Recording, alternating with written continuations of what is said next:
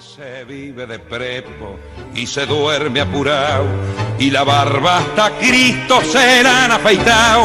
Hoy se lleva a empeñar al amigo más fiel, nadie invita a morfar, todo el mundo en el riel.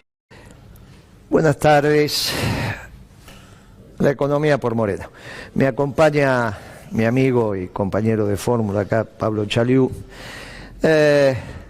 Vos sabés, Pablo, que me dijeron algunos compañeros, pero Guillermo, no tenías que elegir una compañera de fórmula, una mujer.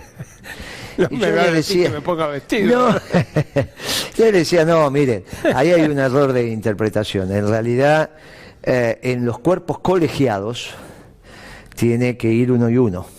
Los cuerpos colegiados electivos y que las decisiones son colegiadas, entonces lo que marca la ley y los estatutos, en este caso incluso del Partido Justicialista Nacional de Capital y de los distintos distritos, es que los cargos electivos de cuerpos colegiados van uno y uno. Pero el Poder Ejecutivo es unipersonal y vos elegís candidato a presidente y elegís candidato a vicepresidente, y no es que se delibera para tomar la decisión, no es que delibera el presidente con el vicepresidente y toman una decisión. Entonces, en realidad se elige una fórmula, pero son dos cargos, presidente y vice. O sea que pueden ser dos varones, pueden ser dos mujeres, puede ser uno y uno, puede ser. Entonces, por eso yo elegí de compañero y él aceptó gustosamente. Yo se lo ofrecí, y reflexionó, lo pensó y lo eligió y decidió.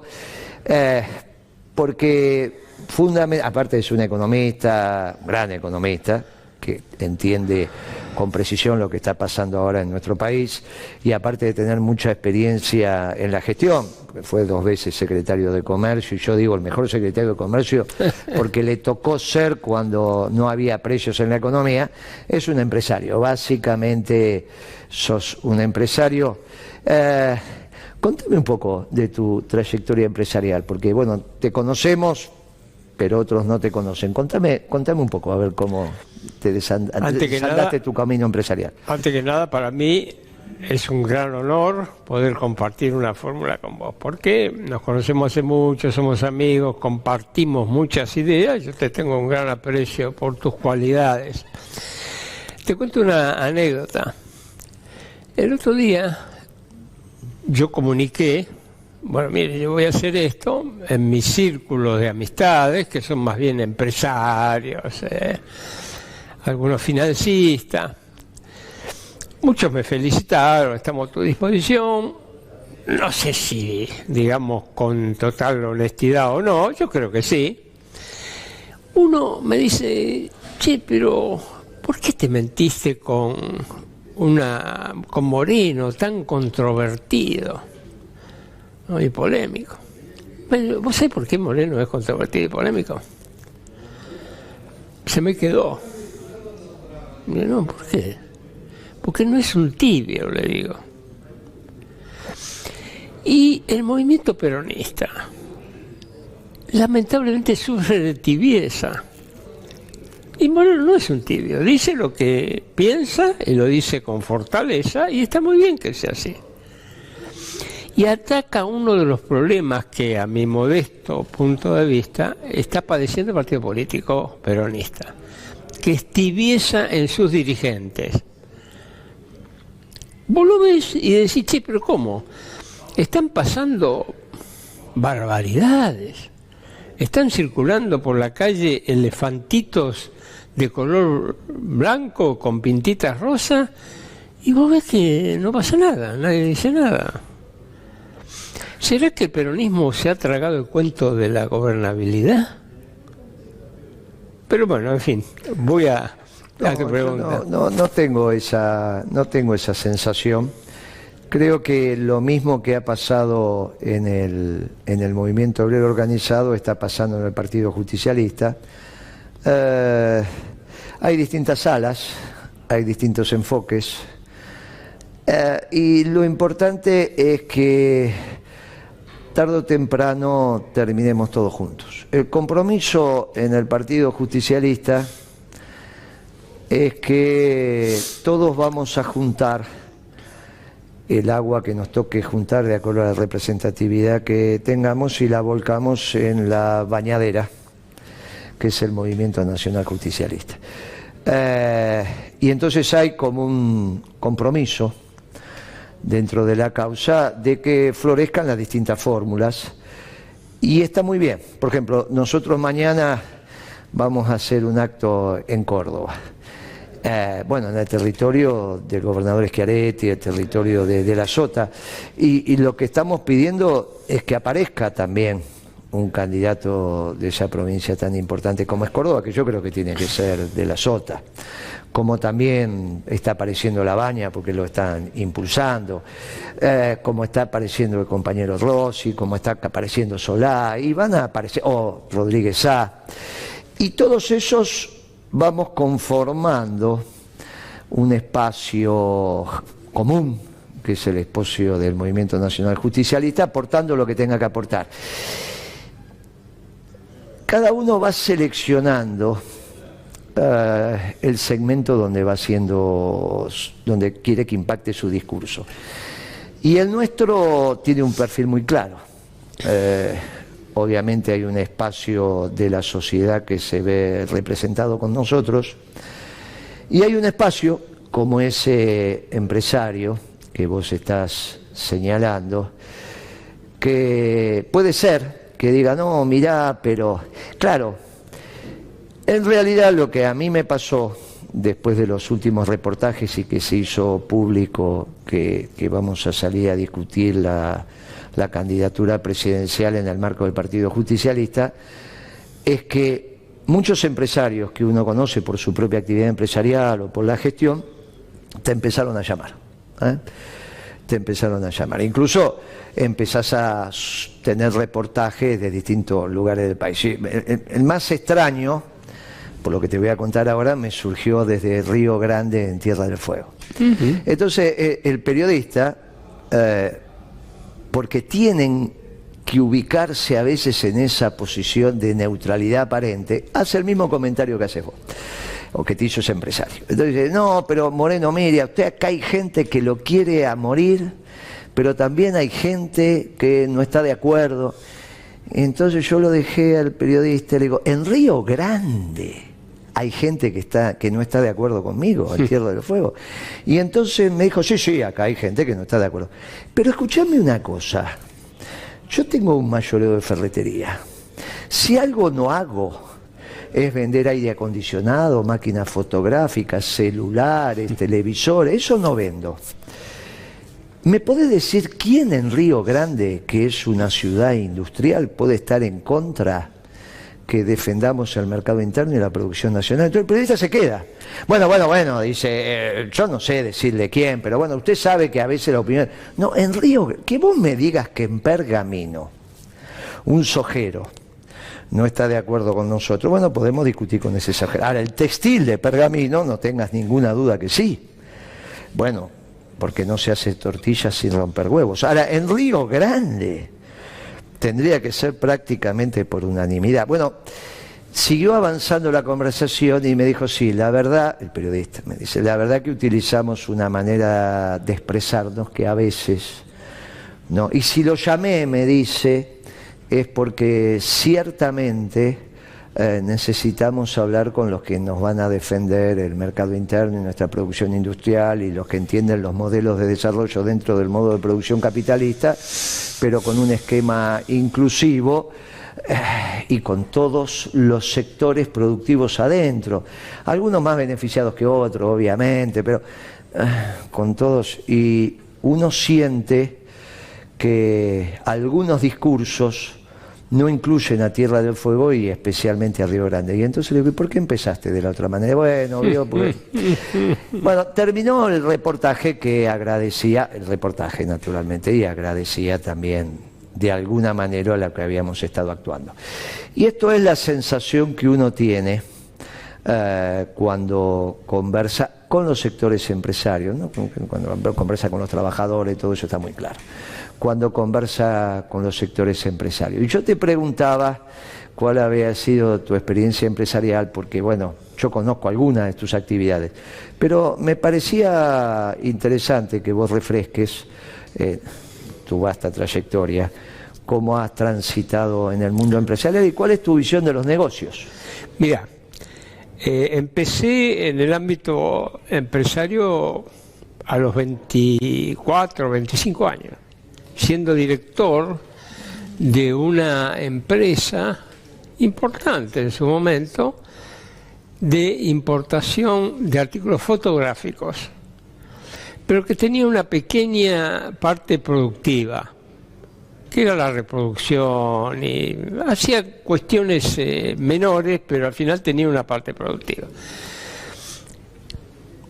Y en paralelo empecé a desarrollar la actividad en la dirigencia empresaria, porque una cosa es en la empresa y otra cosa es la dirigencia empresaria. Al mismo tiempo, mi actividad académica y como economista.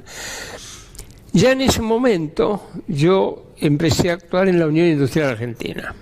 La Unión Industrial Argentina que estaba donde está ahora. Avenida de Mayo. En la Avenida de Mayo. Pero la vieja Unión Industrial Argentina. Después se mudó al edificio sobre Leandro Alén y demás cuestiones. Entonces empecé mis primeras armas de dirigencia. Volvió ahí. Y ahora volvió ahí. Yo fui uno de los dirigentes empresarios, conjuntamente con Kuhl, Papelero, que bregamos mucho para que la Unión Industrial Argentina volviera a Avenida de Mayo. Bueno, y ahí empezó mi carrera empresaria y mi carrera como dirigente empresario. Te diría, mira, fui uno de los primeros directores de una empresa de procesamiento de datos. Pero te estoy hablando hace muchísimo tiempo atrás, ¿no? Donde estaban las gabaratas, eran grandes zonas donde la gente y tenían los tickets, eso que caía. Las tarjetas. Las tarjetas. Me acuerdo que me decía, porque era una especie de cónclave cerrado, y un economista joven como yo venía a dirigir la empresa. Entonces me decían, y me tomaban un poco el pelo, ¿no? Diciendo, ¿y usted qué sabe de esto, no?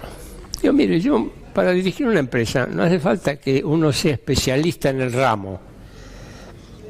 Sí hace falta que uno tenga conceptos generales de la empresa, cómo se manejan, cómo el lugar que tienen los gerentes, bueno, en fin.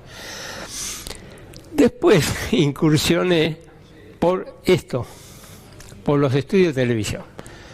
Fui presidente ejecutivo de uno de los primeros estudios de televisión que se llamaba Arco Iris, que hizo carrera, formó muchísima gente en este gremio, Arco Iris. Después de eso, hice un paréntesis. En 1989, yo ya había estado trabajando con Curia.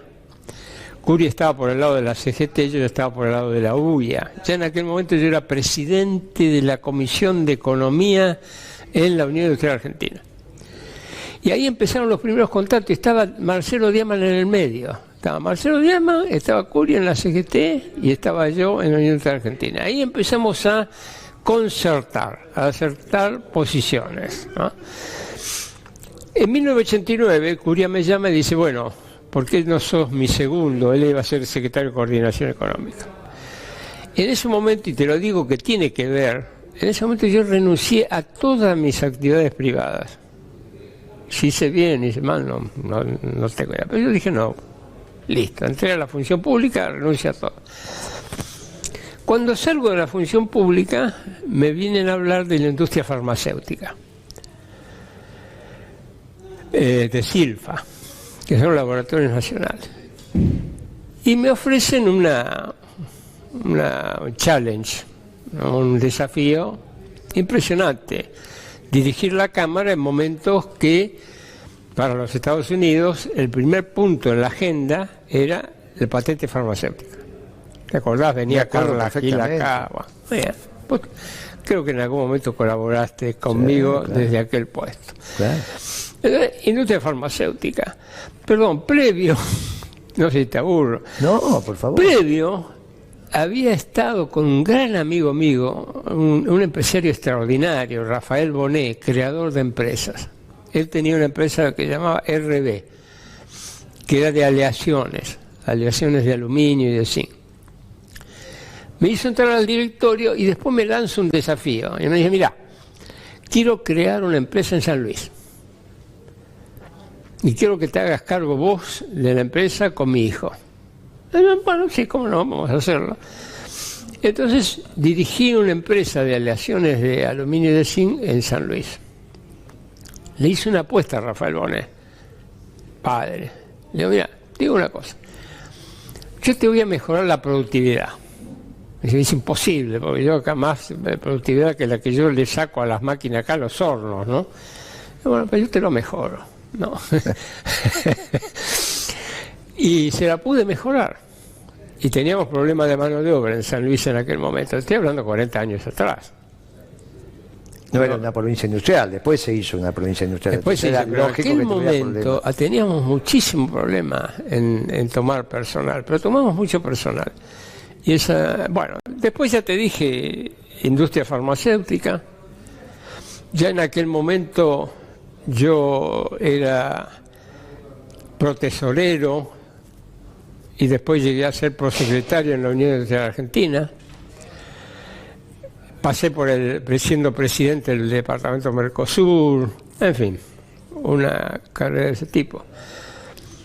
Cuando dejo Silfa, empecé con aquella candidatura a senador, que vos estabas en el mismo grupo. Cuando salgo de ahí, dejamos eso, me vino a hablar Eduardo Setti. Gran amigo también. Gran amigo, gran economista. Gran economista. Y entonces, de las 62 organizaciones, el claro, economista de las 62 organizaciones peronistas.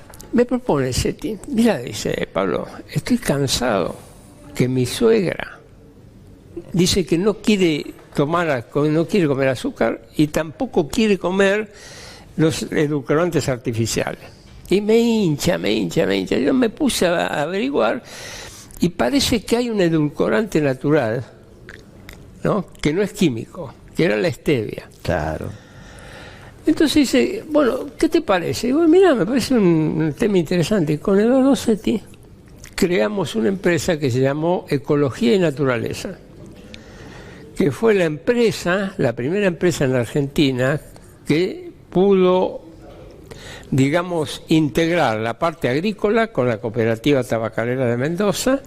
De Misiones. De Misiones, con la posibilidad de hacer el edulcorante para consumo natural. Así que estuvimos trabajando ahí unos años, después la vendimos y bueno, y me dediqué de nuevo a negocios tecnológicos y farmacéuticos y acá estoy.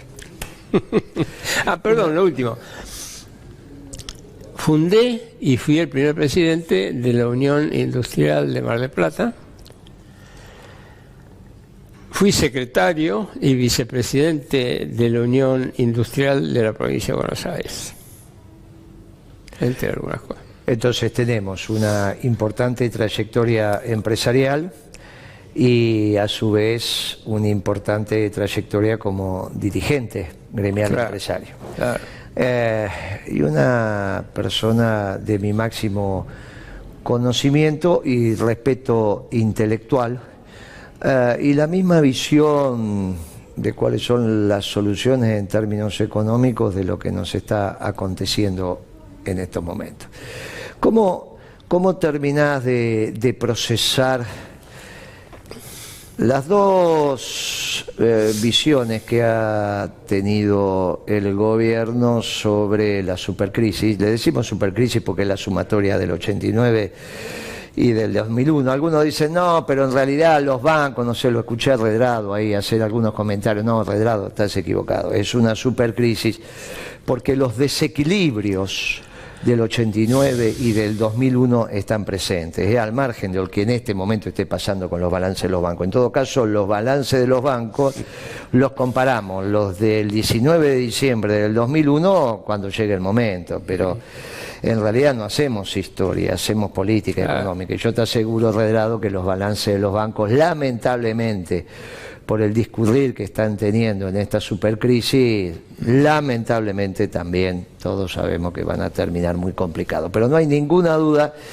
que el flujo, esto es los desequilibrios que hoy estás viendo en la economía, son los del 89 y los del 2001 juntos. Entonces, bueno, naturalmente no podemos decirle a nuestro pueblo esto solamente es una tormentita de verano, como algunos quieren transmitírselo.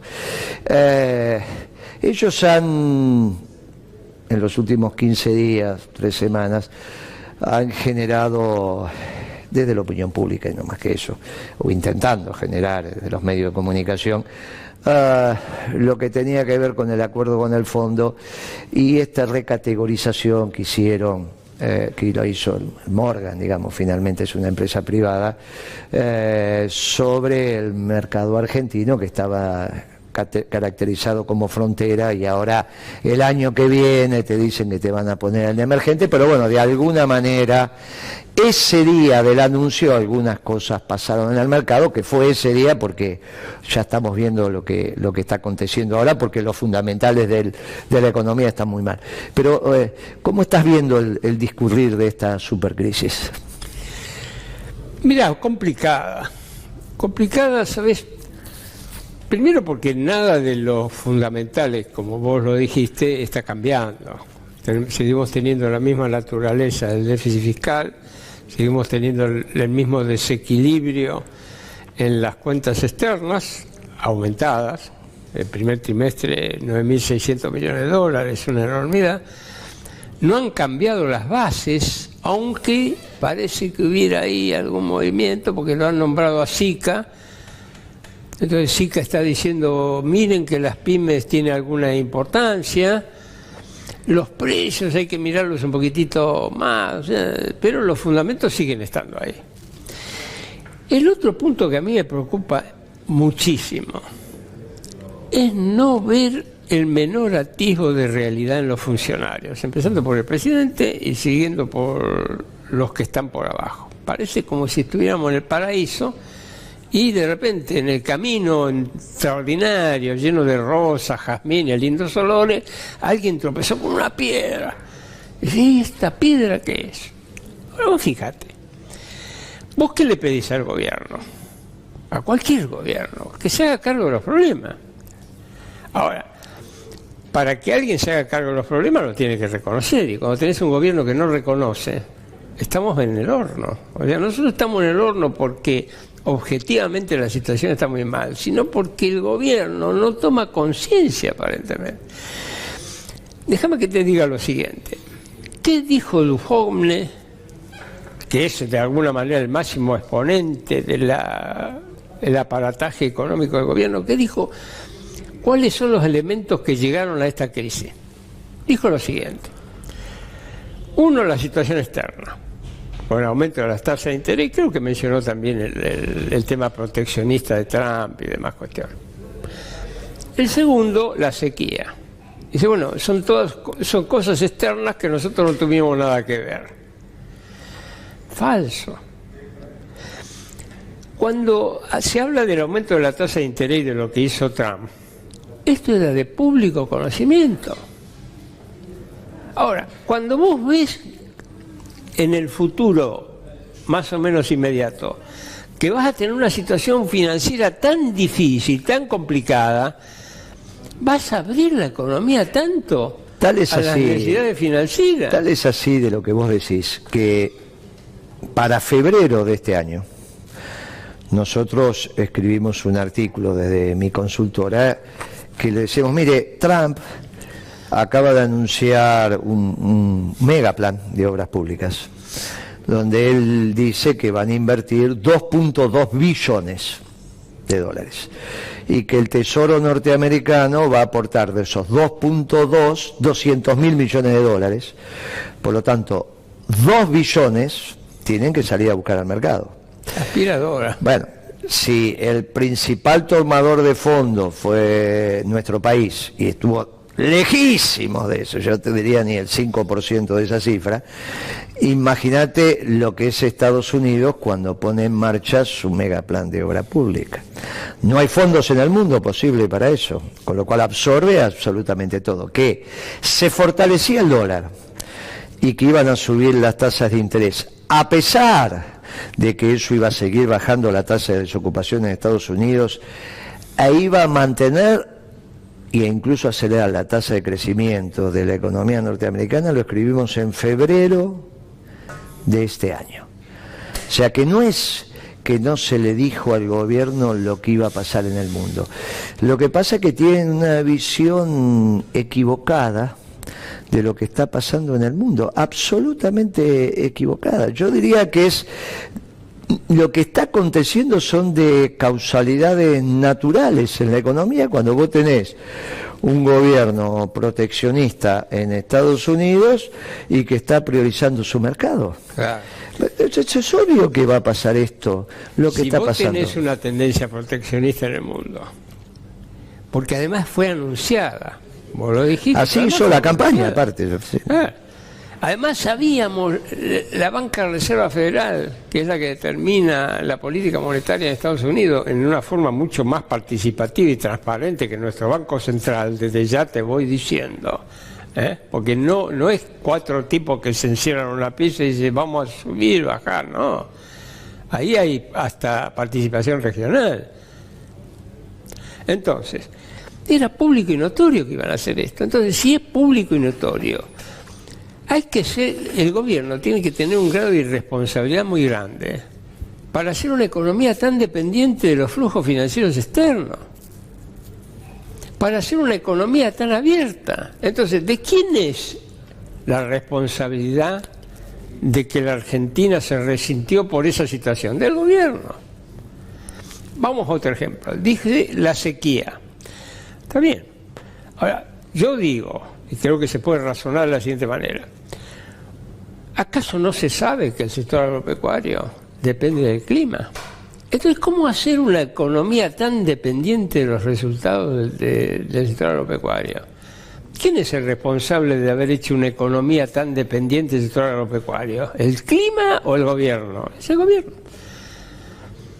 Entonces, cuando hubo una conducción tan engañada a sí misma, porque ya no creo yo de que estén engañando a otros, se están engañando a sí mismos. Entonces decimos, guarda, este avión tiene un piloto, ¿cómo lo podemos ayudar, digamos? Pero agrava la situación. Mirá,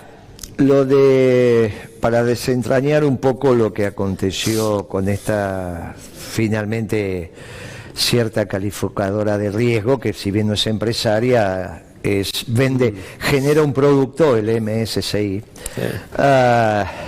que el gobierno batió tanto parche, porque sobre eso es también como se construyen las medias verdades, que para engañar a los que no tienen su especificidad en la economía, porque esto no engaña a ningún empresario. Morgan Stanley construyó en su momento, hace muchísimos años atrás, una oficina que evaluaba el riesgo sistémico de los países de acuerdo a sus parámetros. Después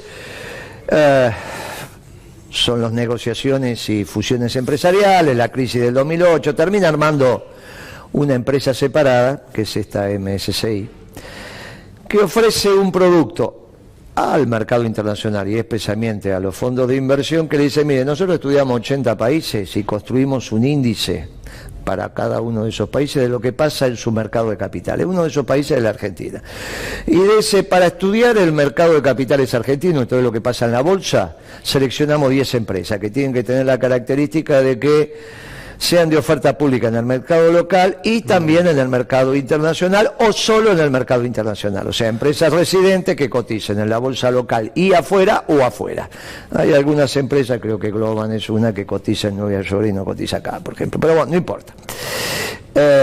O sea, que esa es la característica, de oferta pública en el mercado local y en el mercado internacional o en el mercado internacional. Y aparte, voy a clasificar los mercados mundiales en desarrollados, emergentes y fronteras, de acuerdo a estas características. ¿Quién hace eso? ¿Algún gobierno, algún organismo internacional? No, una empresa. Una empresa. O sea, esa calificación está directamente relacionado con lo que pasa en el mundo de los negocios. Si a mí me sirve, te califico de alguna manera; si no te califiquen, me sirven, te califico de otro. No es que hay un ordenamiento global que dice, bueno, esto está autorizado por algún organismo multilateral de crédito, que bueno, donde uno delega cierta soberanía, se llame Fondo Monetario, se llame Banca Mundial, ya. No, es una empresa que fijó estos criterios, como vos definías a qué cliente le vendía, a qué cliente no le vendía. Esto es del mundo de los negocios. Entonces ellos decidieron que, dado que el gobierno de Macri cumple con algunos requisitos que a ellos les cae bien, dicen que el año que viene el mercado va a ser, en vez de frontera, emergente. Y con eso se abre la posibilidad que las empresas de oferta pública que cumplen los requisitos que dije antes, o sea, de elegibilidad, puedan ser sujetas de demanda de acciones, esas empresas, por esos fondos de inversión.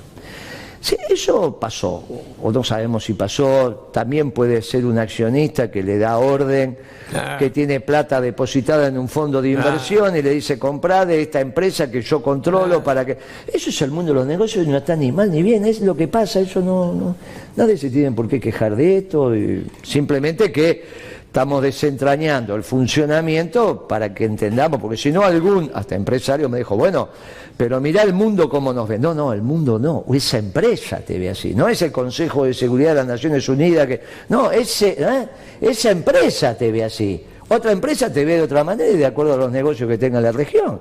O sea, por ejemplo, si el fondo de inversión compró acciones de las 10 empresas que ellos están evaluando y después te cambian y sube, por ahí venden, ¿qué fue lo que pasó? Esperaron que subiera, la venden y por ahí es lo que está pasando. O sea, en el mundo de los negocios estas cosas son perfectamente lícitas, nadie puede decir nada, mire, esto es el timbeo, ¿está bien? Hay que entender que esto hace parte del timbeo global, hay que, en la medida en que se desentraña, se sabe las consecuencias que puede haber. Bueno, obviamente un día esas acciones subieron, como esas acciones son relevantes en su participación en la compra-venta diaria de acciones de la Bolsa Argentina, sí, obviamente, por obvio, va para arriba. Entonces vos decís, jugó Boca River. Bueno, ese día obviamente las canchas se llenaron, entonces la cantidad de público que fue a las canchas es mayor. Bueno, claro. Esto si hay compra-venta de acciones de las 10 empresas más relevantes, obviamente eso sube el volumen, eso te hace que el índice MER vaya para arriba. Ahora, eso fue un día. Impacto sobre la economía, no, impacto sobre el accionista que tenía esas acciones. Si las vendió, si alguien la compró, porque alguien las vendió. Bueno, la empresa también puede hacer una emisión de acciones, sí, puede hacerla. Tiene que pensar que si aumenta la oferta de acciones en el mercado, por ahí le baja el precio. Pero igual, sea que la empresa, sea que el accionista se aprovecha de esa suba circunstancial del precio de la acción ese día, y aunque ese día, aunque continúe ese precio, de ahí a que esa plata tenga impacto en la economía real, tienen que pasar muchas otras cosas. No es que si un accionista de una empresa, de un banco, vende sus acciones aprovechando el alza, entra otro, él tiene más plata. De ahí que con esa plata la coloque o no en otro proyecto de inversión. Bueno, van a depender de muchas cosas. Entre otras cosas, que un accionista, cuando vende acciones de su empresa y queda líquido porque tiene plata y decide invertir esa plata, tiene una opción que es ponerla dentro del sistema financiero ampliado, al 40% que acaba de ratificar, 43, 47 en LEVAX, en el mercado secundario, o hacer algún proyecto que te haga ganar el 40, 43, 47% de tu capital, obviamente nominal, después hay que netearle la inflación, en el año. Claro, es difícil, porque vos que fuiste empresario, yo que también tengo que ver con... Bueno, no hay un negocio que te dé, ¿está bien? No hay un negocio que vos digas, bueno, miren, la inflación, ellos dicen que va a ser 30, 32 ahora con el fondo, 35, nadie sabe cuánto va a ser, pero supone... Y en el mercado secundario las LEVAC me están dando 43, 47% sin trabajar, sin hacer nada, poniendo la plata, me llevo hoy, según los números del negocio, que es cuando tenés que evaluar tu proyecto, te está dando 10, 11, 12, 13 puntos del capital que pusiste. ¿Alguna vez tuviste un negocio que te dé...? No. Claro, porque uno dice, no, ojo muchacho, cuando uno dice ganancia a veces se equivoca. No es lo mismo markup que ganancia. Ganancia es lo que te queda al final de todo lo que pusiste si lo querés calcular sobre el capital invertido. Entonces decís, bueno, si me queda el 1, el 2, el 3 de todo el capital que yo invertí, después que pagué sueldo, impuestos, bla, bla, mis honorarios por trabajar, lo que yo necesito, y me quedo, bueno, yo digo, bueno, un 2, un 3% de lo que invertí, 4, 5, 6, 7, si es un 8, si es un 10, después que laburaste todo el año y te queda un 10 limpito de la que pusiste, bueno, pero ningún empresario que esté en este momento escuchando el programa va a decir me quedó un 10 de la que puse, no, sí, después que pagué impuestos, pagué salario, pagué todos los costos, incluso mi retiro, y después encima acumulé un 8, un 10 de la que puse. Y eso es lo que te está dejando hoy el negocio financiero para empezar a hablar. Entonces, el que hoy esté líquido porque vendió sus acciones, va a evaluar ese negocio. Sea el accionista o sea la empresa, porque emitió acciones amparados en esta situación. Porque cualquier empresa le aumentaron sus acciones y dice, bueno, vamos a hacer una emisión de acciones porque el mercado me la va a comprar. Los fondos internacionales quieren comprar acciones argentinas. Emito acciones y me hago de fondo. Y después que tengo los fondos tengo que tomar la decisión. Claro, ¿qué vas a hacer? ¿Qué vas a hacer? Entonces voy y compro LEVAC. Bueno, muy bien. Si yo compro la LEVAC, el impacto en la economía real es un impacto difícil, porque estás financiando de alguna manera el déficit fiscal que ya tenés. Está bien, lo financiás. Pero la creación de empleo... Entonces, esto que el gobierno quiso manifestar de a cuatro vientos, digamos, mire lo que está diciendo el mundo de nosotros. El mundo también le está diciendo que hoy la bolsa estaba cayendo, cuando vine para acá estaba cayendo el 6%. Subió un día y después empezó a caer. Es impresionante. La caída. Porque claro, la economía, incluso con el tema del fondo, todavía estamos en una situación de inconsistencia manifiesta, porque ni siquiera se entiende esos 100 millones de dólares diarios de la subasta, y aparte cómo lo hacen. Claro, sí. Porque dice, no, lo que uno leyó, tienen 5 minutos para hacer la oferta, ¿no? De 13 a 13:05. Podés hacer 3 ofertas, decir, vos quiero comprar, participan los bancos, y cómo se ponen de acuerdo por el precio. Se están poniendo de acuerdo con el precio. ¿Por qué compran debajo de lo que dice el mercado mayorista en ese mismo momento? O sea, yo oferto y el Banco Central lo vende. Y es raro. ¿Y cómo es que los bancos ofertan y ofertan todos? Porque se están poniendo de acuerdo. Y ojo, que en este caso cuando los bancos compran dólares, están comprando una mercancía, como si comprara cualquier mercancía, por lo tanto están bajo la ley de defensa de la competencia. Claro. Es un hecho rarísimo lo que están haciendo, porque no hay puja, no hay un remate. Vos haces la oferta, nadie sabe qué, como si se hablaron, se pusieron de acuerdo, y participa un segmento muy particular entre las tres. Claro, tal es así que se dejó de hablar de esto. Lo hacen, esto no está, si bien parece ser que es la plata del fondo, cuando vos lees lo que firmaron con el fondo, decían que en septiembre recién esto se iba a empezar a regular, y esto que están haciendo ahora, ¿de dónde lo están haciendo? Ahora, si lo siguen haciendo y se patinan la plata del Fondo Monetario y se siguen patinando la plata del Fondo Monetario, bueno, estamos en un problema, porque una cosa es que vos agarres la plata del Fondo Monetario y la utilices para pagar los vencimientos de intereses o capital que tienen los bonos argentinos. ¿Está bien? Un banco internacional tiene bonos, me vence el principal, me vence intereses, bueno, agarro la plata, entonces entra el fondo y sale un banco. Bueno, la deuda no cambia. Te entró una deuda con mayor condicionamiento, pero bueno, la deuda neta del país no cambió. En todo caso, se fue un acreedor y entró otro.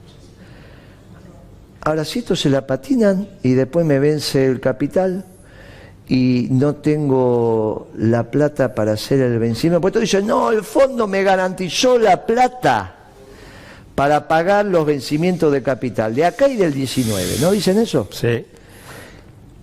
¿Y si no es así?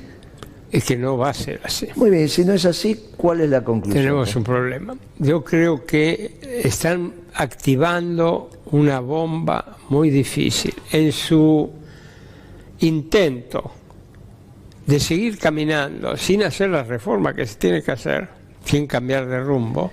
Están agravando de tal manera la situación que la están poniendo muy complicada. Por eso para el próximo gobierno. Complicado significa que va creciendo la posibilidad de default de los bonos soberanos, o sea, de no pagar, de los bonos soberanos de la Argentina. Ni siquiera voy a decir ahora de las acreencias con el fondo, porque con el fondo todavía tenemos, pero de los bonos que están venciendo. Miren, tengamos mucho cuidado, tengamos mucho cuidado porque está bien, hay vencimientos de capital que uno puede decir, bueno, son intraestados, entonces no va a venir el ANSES a pedirte.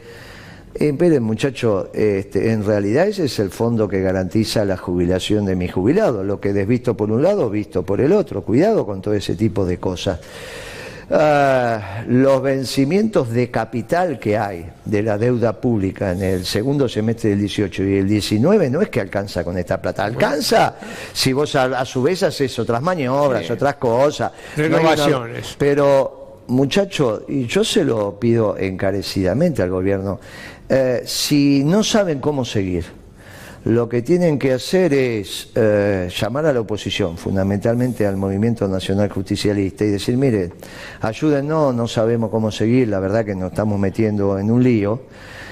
Finalmente, Clarín, a través de su periodista Viñaski, dice que el presidente de la Nación, a mí no me gusta en los programas hablar, pero bueno, es una expresión que apareció en Clarín, puso en boca del presidente, el periodista Viñaski, el domingo en Clarín, y lo resaltó en negritas y lo puso entre comillas, que el presidente decía, intentamos pero todo nos sale para el orto. ¿Lo leíste esa? No. Está bien, orto uno puede decir, no es una mala palabra, vos Moreno le estás dando una excepción, bueno, está bien.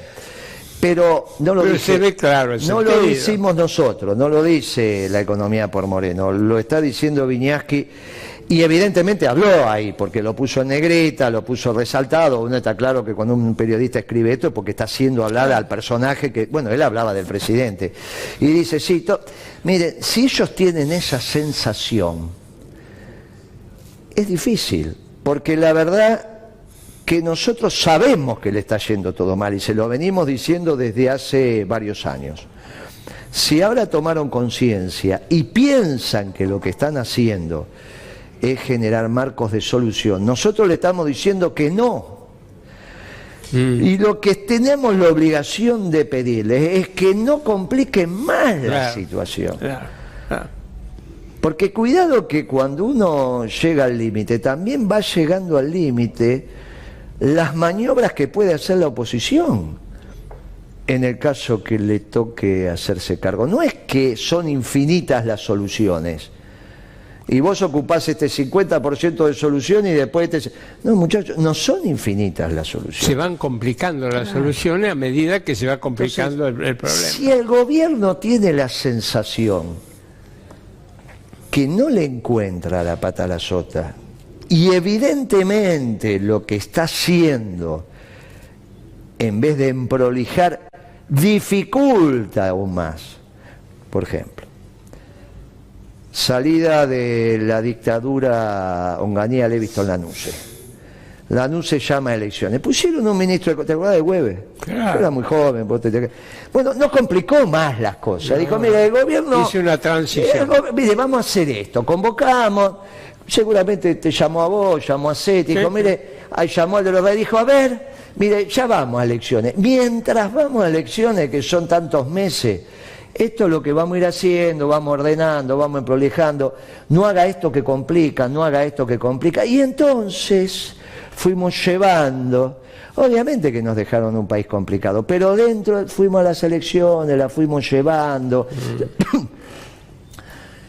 Yo le digo, hubo otras experiencias de estas características, sin necesidad que transitemos un gobierno, un gobierno de contingencia. Como el 89, el 2001. Entonces yo lo que les digo es, mire, si ven que no están en condiciones de gobernar, porque no pueden en este momento, vos dijiste Sica, pero está bien, yo es un compañero, es un muchacho que es un consultor, viste, a mí me dicen que vienen los brasileros porque él tenía su articulación con los brasileros. Parece que van ahora al Ministerio de Producción y siguen hablando, claro, porque todavía no se sacó el sombrero de consultor. Yo sí que es un compañero, no tengo nada que hablar, está todo perfecto. Pero no es un muchacho que me va a resolver el aparato productivo. No es Chaliú. No es un muchacho que decir, mira qué envergadura que tengo. Es un consultor, un muchacho que va a decir, bueno, a ver qué está pasando, venga y te cuenta lo que está pasando. No es un muchacho que vivió ni siquiera es un muchacho del mundo empresarial. Es un consultor y bueno, está perfecto, pero no es que vos vas transitando. Pusiste un mesadinerista en el Banco Central. Es increíble eso. Bueno, esto es increíble. Y los propios banqueros se quieren sacar una foto con él. Porque es una cosa que te vulnera. Es lo mismo vos decís, mirá, yo tengo un amigo que tiene varias propiedades, las va vendiendo de a uno y se las timbea en el mercado de Mar del Plata, en el casino. Y entonces voy y ahora toma, anda de presidente del casino. No es así. No es así. Vos no podés. Un mesadinerista se timbea la de él, juega la de él la de él, de su esposa, sus hijos, está todo bien. Pero esa lógica no es la lógica de un banquero central. Claro, lo pusieron porque no tienen otra o que piensan que hay que jugar con el mercado en la timba, suerte de verdad, chance, viste, todos los días rojo, negro. No es así. Entonces yo, humildemente le decimos al gobierno, si ellos ven que no están aptos, hay mecanismos en donde de alguna manera podemos transitar para que esto no se agrave. Y me parece que es hora que lo reflexione. Humildemente se lo decimos al gobierno. Hace 2 años y medio que no dan pie con bola, como dicen los muchachos. Y pensaron que era su momento de suerte con el Fondo Monetario y con el MSCI, esta calificadora. Y bueno, les duró nada. Nada. Me parece que es el aporte que podemos hacer de este programa. Yo sé que escuchan, sé que dice, a ver qué dice Moreno, a ver qué dice Chaliú. Le digo, muchachos, si ustedes se van dando cuenta que no están en condiciones, bueno, hay un momento que no hay que hacer sufrir más a nuestro pueblo. Hay que convocar y decir, bueno, a ver, nosotros no sabemos cómo es, a ver cómo es. Bueno, naturalmente están los mecanismos. Muy bueno el aporte, muy bueno el aporte. Cuenten, si nosotros sabemos que primero la patria, después el movimiento, por último los hombres. Se lo dijo el paro contundente de la CGT, se los dijo, miren, fue un paro contundente, tremendo. El paro. Miren, le están diciendo, miren, hay mecanismos para que estas situaciones no se agudicen. Y si no, bueno, ustedes sean responsables. Pero si también se timbean y dilapidan el acuerdo y los fondos del Fondo Monetario Internacional, ahí empezamos a hablar otro idioma. Sí, señor. Ahí no es solo político, ahí también va a ser legal, porque se los estamos diciendo. Por favor, muchachos, tengan claro y sepan cuáles son sus límites. Si sus límites son estos, no tienen más que convocar y pedir cómo seguimos, que nosotros nuestros aportes los vamos a hacer. Nos vemos en la próxima. Gracias, Pablo, por venir, y en la próxima seguimos conversando esto. Dale. Nos vemos en la próxima. Gracias. La economía por Moreno. Hoy se vive de prepo y se duerme apurado, y la barba hasta Cristo se la han afeitado. Hoy se lleva a empeñar al amigo más fiel, nadie invita a morfar, todo el mundo en el riel.